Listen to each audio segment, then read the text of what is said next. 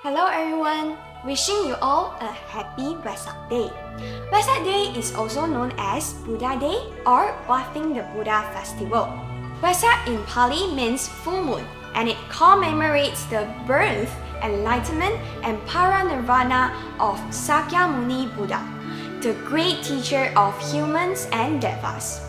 Although these three events did not occur on the same day, they all happened on a full moon day. Therefore, later Buddhist disciplines designated the first full moon of May each year as the Wesak Day. On this auspicious day celebrating these three significant events, together let us reflect on the Buddha's life, cultivate compassion and wisdom, and express our gratitude. Today, I would like to share with you the story of how Prince Siddhartha became the Sakyamuni Buddha, the story of his enlightenment. I believe everyone knows that before becoming a Buddha, he was a prince named Siddhartha. He was born into royalty and lived a life of extreme wealth from a very young age, without any worries about food or clothing. However, he was not satisfied with this external glory. His heart was always troubled by deeper questions. Indian society at the time had a strict four-caste system: Brahmins, Kshatriyas, Vaishyas, and Shudras. The prince, being a prince, belonged to the Kshatriya caste, a noble position. But he wondered, why are we all born as humans, yet we cannot live equally? Why Brahmins so high and mighty, while the lowest Shudras can only be servants? Once, he accompanied his father, the king, on a tour to inspect the fields. He saw farmers toiling hard under the scorching sun, sweating profusely, oxen diligently ploughing the fields, yet still being whipped, and small insects on the ground, finally crawling out the soil, only to be eaten by a bird that flew by. This scenes deeply touched the prince's heart. He began to ponder, why is life filled with so much suffering? Is there a way to be liberated from this suffering?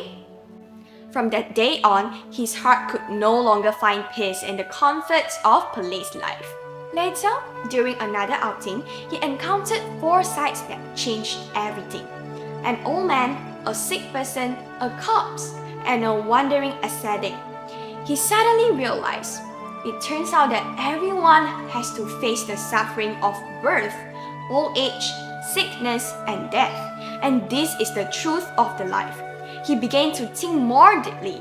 Is there a way to truly help sentient beings escape all this suffering? These questions haunted him. Although he possessed everything as a prince, he knew that this external glory could not answer the doubt in his heart. Finally, at the age of 29, he made an earth-shattering decision to give up his throne, his wealth, his family. He left the palace quietly one night with his charioteer, riding a white horse. Reaching a riverbank, he cut off his hair, put on monastic robes, and instructed the charioteer to take his clothes and the white horse back to the palace. The charioteer was tearful and reluctant to leave. Prince told him gently and firmly, "If I do not awaken to the truth, I vow not to return to the palace." After the charioteer returned with the prince's vow, King Suddhodana was deeply saddened, but could only accept the reality. He later sent 5 young men from his clan to follow the prince and practice with him. After renouncing the world, the prince visited many famous religious teachers of the time, but their teachings could not answer the questions in his heart. So he began to practice alone. He came to the forest by the Naranjara River and began a 6-year period of extreme asceticism. During those 6 years, he ate only 1 grain of rice and 1 sesame seed each day, becoming emaciated and nearly starving to death. He realized a principle. Excessive asceticism indulging in pleasure is not the path to enlightenment. Later, he accepted milk rice offered by a shepherdess named Sujata, which replenished his strength. He washed away the dirt from his body in the Naranjara river, also cleansing himself from 6 years of fatigue and attachment. The 5 ascetics who had been following him mistakenly thought he had given up, so they left him. But the prince did not give up. He was just clearer about his direction. Alone, he walked to the Bodhi tree, spread grass beneath it, and sat down. He made a vow: if I do not attain complete and perfect enlightenment, I will not rise from this seat. The sitting lasted for 7 days and 7 nights. Finally, in the early morning of the 7th day, as a bright morning star appeared to the eastern sky, his mind suddenly opened up, and he saw the truth of life, the truth of the universe. He attained Anuttara Samyak Sambuddhi, becoming the Buddha, the awakened one.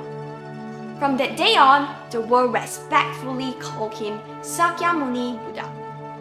And this is the story of the Buddha's enlightenment.